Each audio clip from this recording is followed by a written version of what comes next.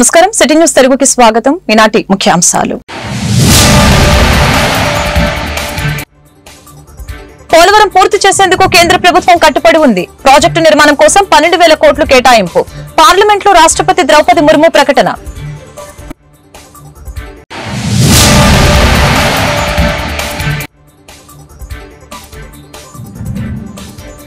పశ్చిమ గోదావరి జిల్లాలో సీఎం చంద్రబాబు పర్యటన కన్యకా పరమేశ్వర అమ్మవారి ఆలయంలో ప్రత్యేక పూజలు ఆంధ్రప్రదేశ్ జీవనాడి పోలవరం ప్రాజెక్టు సత్వర నిర్మాణానికి కేంద్ర ప్రభుత్వం కట్టుబడి ఉందని రాష్ట్రపతి ద్రౌపది ముర్ము తెలిపారు. బడ్జెట్ సమావేశాల ప్రారంభం సందర్భంగా పార్లమెంట్ ఉభయ సభలను ఉద్దేశించి ఆమె ప్రసంగించారు. ఈ సందర్భంగా పోలవరం అంశాన్ని రాష్ట్రపతి ప్రస్తావించారు. ఈ ప్రాజెక్టుకి కేంద్ర ప్రభుత్వం 12,000 కోట్లు కేటాయించిందని గుర్తు చేశారు. संशोधित पार्वती कालीमेघी चंबल लिंक परियोजना में राजस्थान और मध्य प्रदेश में सिंचाई और पीने के पानी की आवश्यकता की पूर्ति। पोलावरम सिंचाई परियोजना को पूरा करने के लिए 12,000 करोड़ रुपया की अतिरिक्त राशि भी स्वीकृत की गई है। माननीय सदस्यगण, हमारे 8 लाख सहकारी संस्थाएं एवं उनके 19 करोड़ हितधारक सदस्य ग्रामीण भारत के करीब 90% क्षेत्र का प्रतिनिधित्व करते हैं. పశ్చిమ గోదావరి జిల్లా పెనుగొండలో సీఎం చంద్రబాబు పర్యటించారు. స్థానిక మార్కెట్ యార్డ్ లో ఏర్పాటు చేసిన హెలీప్యాడ్ వద్ద సీఎం కి మంత్రి నిమ్మల రామానాయుడు, ఎమ్మెల్యేలు, ముఖ్య నేతలు ఘన స్వాగతం పలికారు.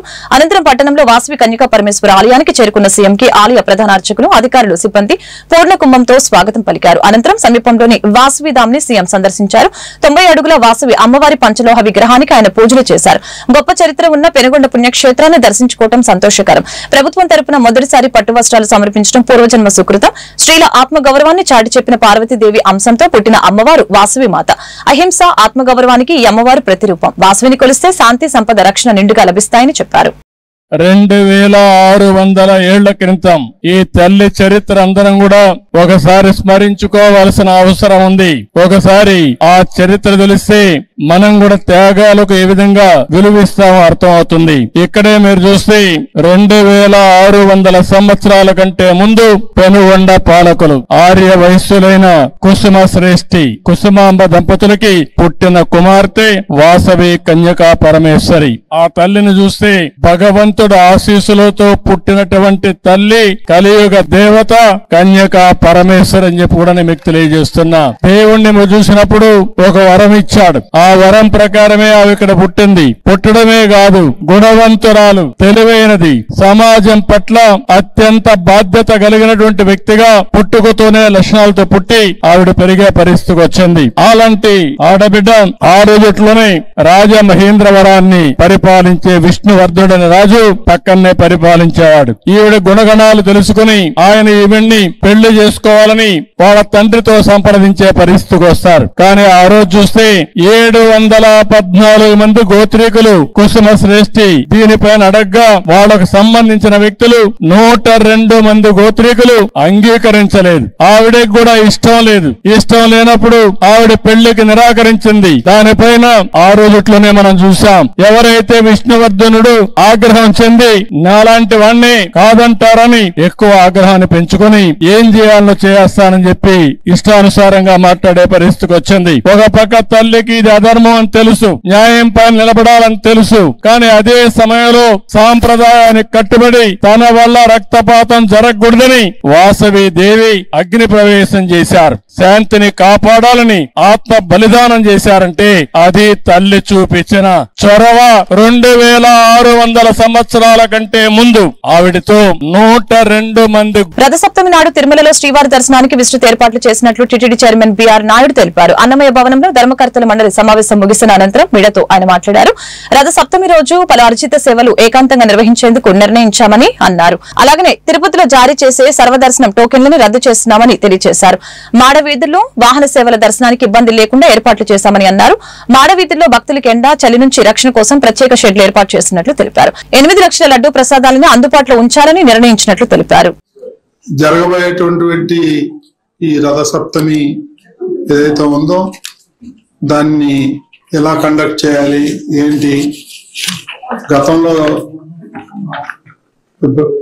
జరిగినటువంటి ఇన్సిడెంట్ ఏదైతే ఉందో దాన్ని దృష్టిలో పెట్టుకొని ఎలా ముందుకెళ్ళాలి అనేది ఆఫీసర్స్, బోర్డు వాళ్ళందరూ కూర్చొని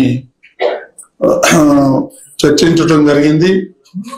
కాబట్టి అందులో కొన్ని ముఖ్యాంశాలు మీ దృష్టికి తీసుకోదలుచుకున్నాను.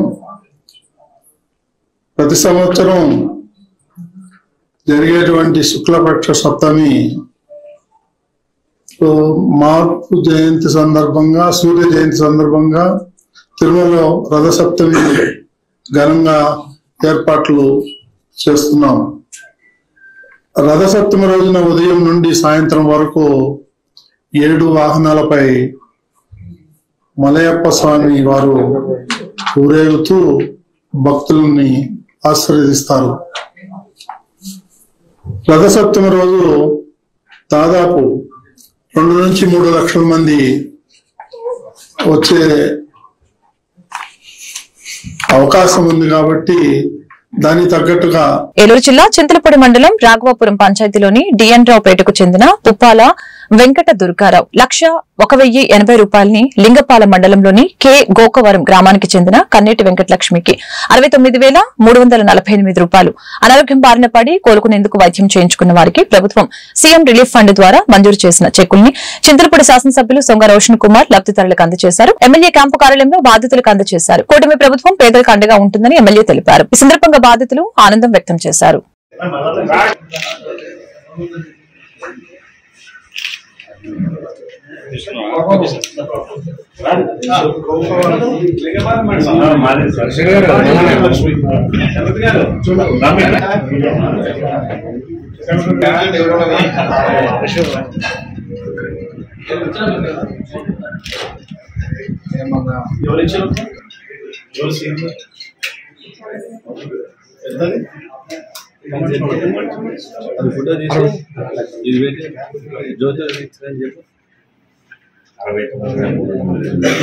దుర్గారావు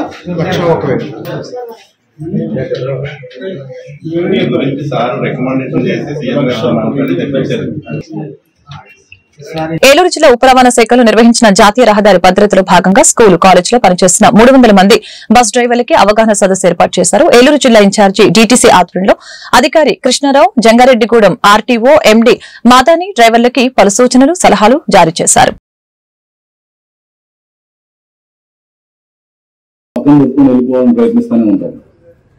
ఎందుకంటే మేబీ ఏం చేయాలన్న ఆలోచన తెలియకపోవచ్చు, ఆగితే మనం సేవ్ చేయాలని అనిపించుకోవచ్చు. కానీ ఒక మనిషిని చూసి అరే వాడికి ఏం ఇబ్బంది వచ్చింది, ఎందుకంటే ఒక బ్లీడింగ్ కేసు, తల దెబ్బ తగిలితే 1 గంటలో హాస్పిటల్కి తీసుకెళ్తే 15 నిమిషాలు హాస్పిటల్కి తీసుకెళ్తే వాడు బతికే ఛాన్స్ చాలా ఎక్కువ ఉంటుంది. సహాయకారే ఉన్నట్టు అవుతుంది. అవి లేకుండా పనిచేసేది రోడ్ మీద యాక్సిడెంట్ చేసేయడం వల్ల, దీనివల్ల మీ వల్ల కాకుండా ఎన్నో కుటుంబాలు వీధి పడిపోతాయి. ఆ రోజు ఏదో బంధువులు వస్తారు. ఏమన్నారు సార్ సార్ సార్ టైం పడుతుంది.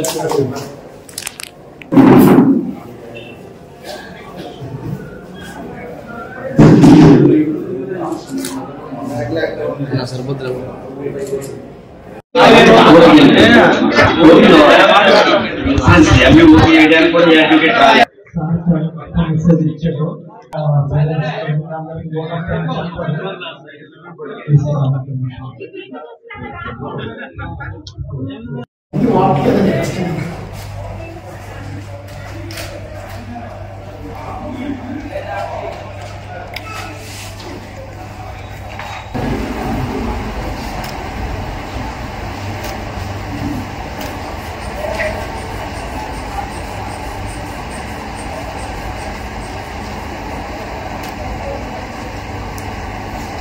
హీరో మోటో కార్ప్ కంపెనీ నూతనంగా ప్రవేశపెట్టిన డెస్టినీ 125 స్కూటర్ ఎంతో ఆకర్షణీయంగా ఉందని ఏలూరు జిల్లా అదనపు ఎస్పీ ఎన్ సూర్యచంద్రరావు తెలిపారు.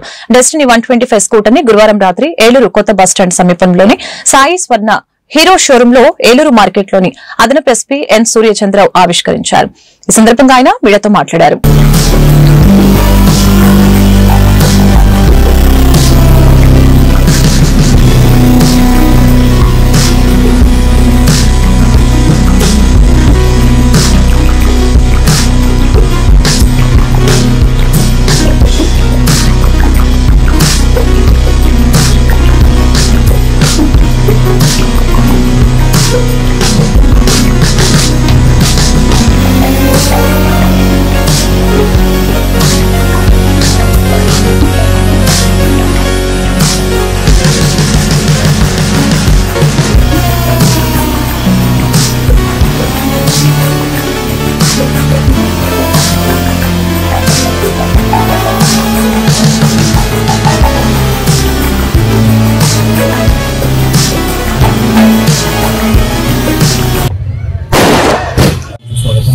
సో ఈరోజు మేము టెస్ట్ని న్యూ మోడల్ 120 మోడల్ స్కూటర్ మీద ఆల్రెడీ జరిగింది.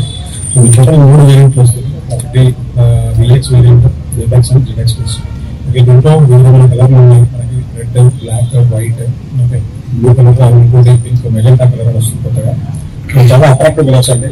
సో నేను విజ్ఞప్తి చేసేది ఏంటంటే మన ఈ యొక్క ఏలూరు ప్రజలు కానీ చుట్టుపక్కల ఈ షోరూమ్కి వచ్చి ఈ వెహికల్ని టెస్ట్ రైడ్ చేసి ఓకే ఈ యొక్క టెస్ట్ రైడ్ ఫీడ్బ్యాక్ బండిని రిలీజ్ చేయడం జరిగింది.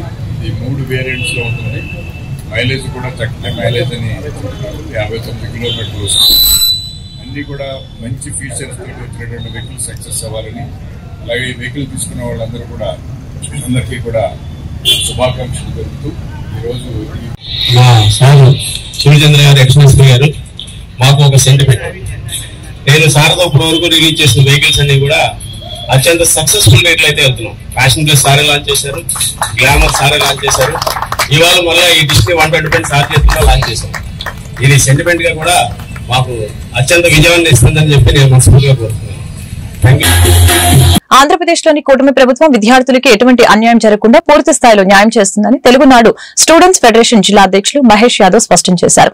ఏలూరు నగరంలోని జిల్లా తెలుగుదేశం పార్టీ కార్యాలయంలో ఈరోజు విలేకరులతో మాట్లాడారు.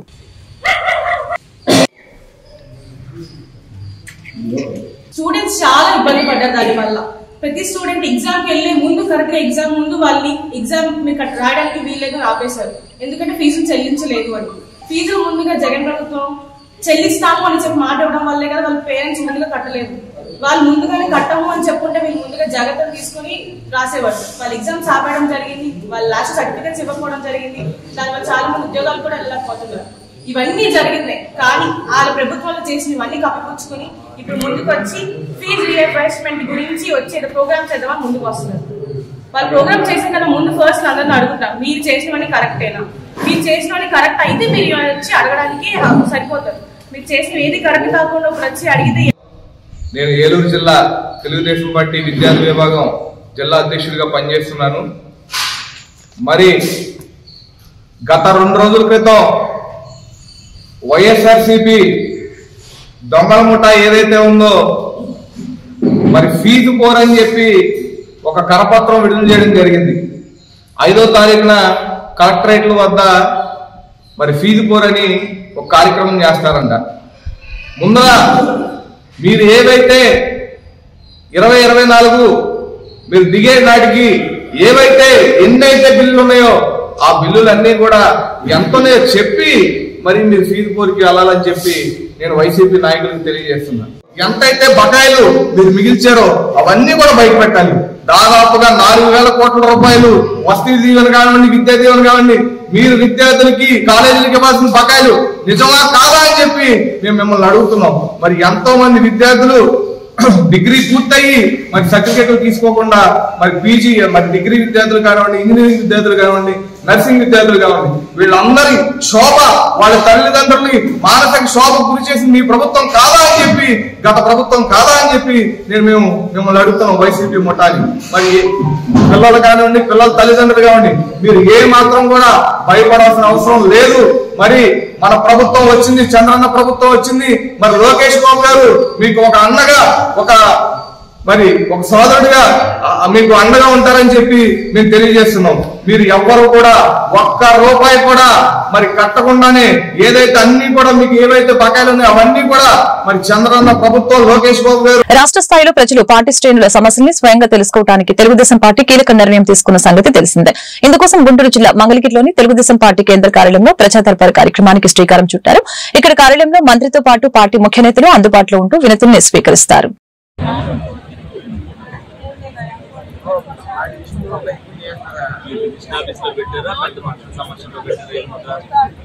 మీకు రాష్ట్రాలు ర్యాంక్ చేసుకున్నారు, మీకు తెలియదు, మీరు రిజిస్టర్ ఆఫీస్కి వెళ్ళి సార్ మీకు తెలియదు. ఎవరైనా పెద్ద మనుషులతో చదివించుకోవాలి కదా. ఏది ఏ నియోజకవర్గం ఇది?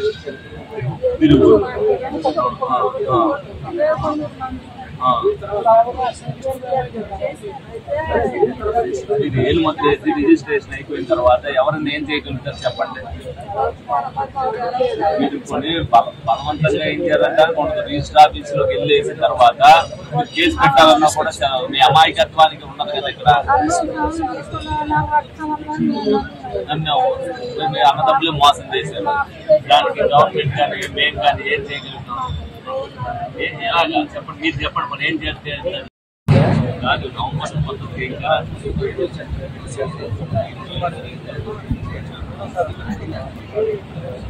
కాదమ్మా, ఇది అవసరంలా దీన్ని చేస్తారు. ఏదో చేస్తారు. ఈ మధ్య పీరియడ్లో చనిపోయిన దానికి కార్యకర్తలు చేస్తారు, నోట్ చేసుకుంటారు 100%. కానీ మామూలుగా అయితే జనవరి 1 తర్వాత చనిపోయిన వాళ్ళకి కంపెనీ కలిసి వచ్చేస్తుంది.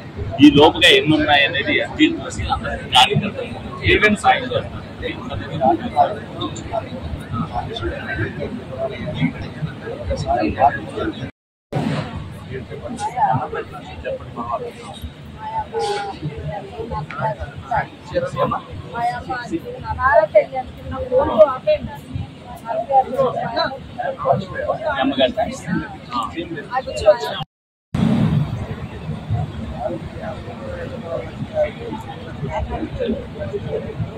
అలాగే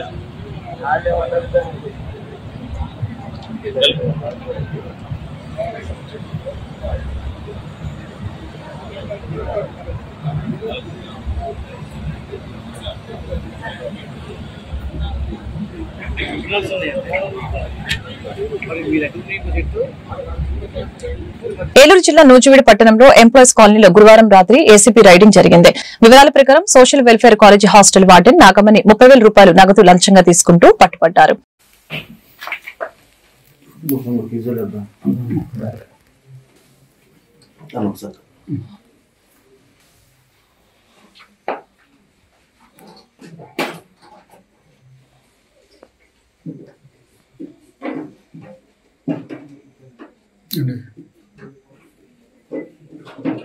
ఏలూరు జిల్లాలో దళిత సర్పంచ్ల యొక్క చెక్ పవర్ ని జిల్లా ఉన్నతాధికారులు అన్యాయంగా అక్రమంగా రద్దు చేయడం అమానుషమని దళిత నాయకుడు సంతోష్ కుమార్ ఆవేదన వ్యక్తం చేశారు. ఏలూరు నగరంలో ఈ రోజు విలేకరులతో మాట్లాడారు. మరి ఈ రాష్ట్రంలో ఈ దేశంలోనే మరి భారత రాజ్యాంగ ప్రకారం 9వ షెడ్యూల్ ఆర్టికల్ 243A నుంచి ఓ వరకు పంచాయతీరాజ్ యొక్క హక్కుల గురించి తెలియజేసింది. అలాగే ఆర్టికల్ 40 ప్రకారం భారతదేశంలో పంచాయతీరాజ్ వ్యవస్థ గురించి తెలియజేసింది. ఆర్టికల్ 11 ప్రకారం ఎన్నికైనటువంటి వ్యక్తులు 11 ప్రకారం 29 అంశాలుంటే 29 అంశాల మీద పనిచేయాలని చెప్పింది.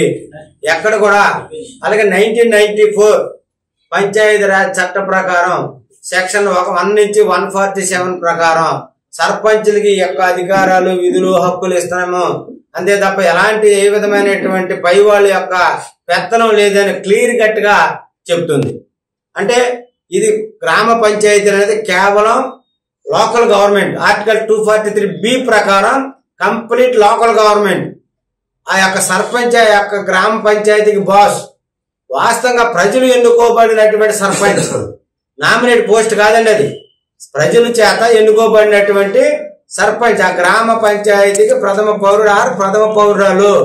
ఇది చట్టబద్ధంగా రాజ్యాంగబద్ధంగా చేసేటువంటి పదవి. ఇది ఏ నామినేట్ పోస్ట్ కాదు, అలాగే ఏ మ్యాండేట్ మీద నెగ్గినటువంటి వ్యక్తులు కాదు. ఎన్నికల కమిషన్ ఏదైతే సింబల్ ఇచ్చిందో ఆ సింబల్ ప్రకారంగా ఎన్నికబడినటువంటి సర్పంచులు.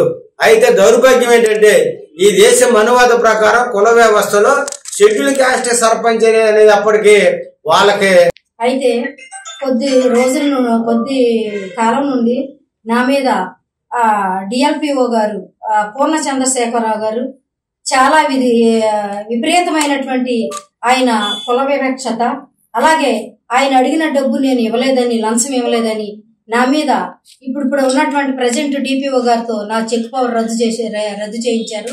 దీని గల కారణాలు వెనక జరిగినటువంటి మీడియా సోదరుల ముందు నేను పెడుతున్నానండి.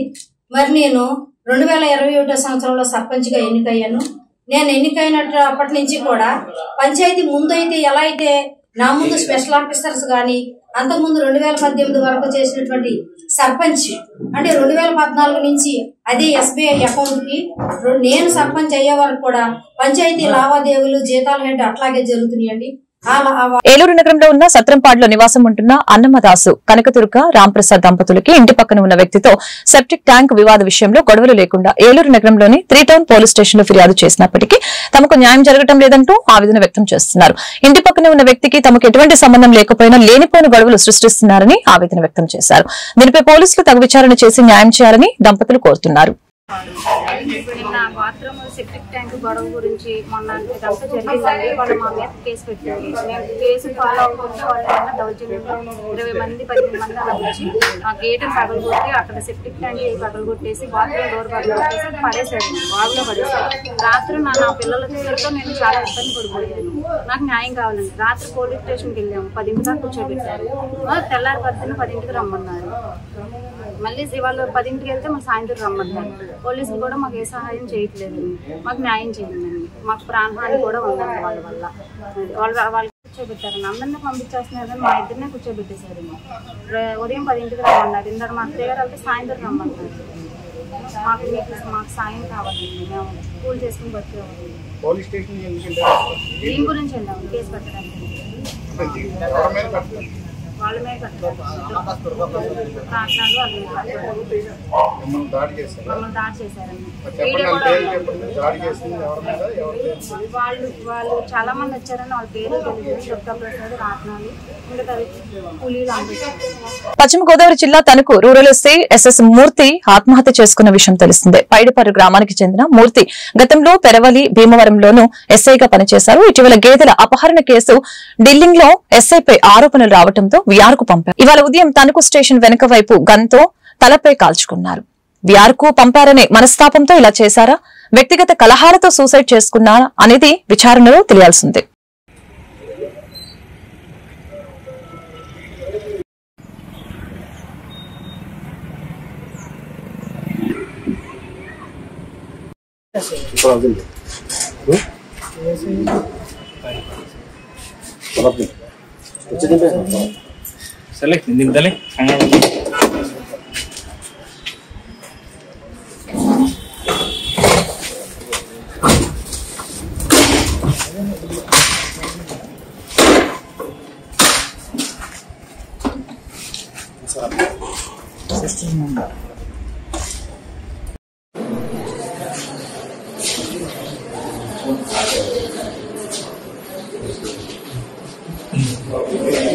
వార్తలు ముగించే ముందు ముఖ్యాంశాలు మరొకసారి. పోలవరం పూర్తి చేసేందుకు కేంద్ర ప్రభుత్వం కట్టుబడి ఉంది. ప్రాజెక్టు నిర్మాణం కోసం 12,000 కోట్లు కేటాయింపు. పార్లమెంట్లో రాష్ట్రపతి ద్రౌపది ముర్ము ప్రకటన.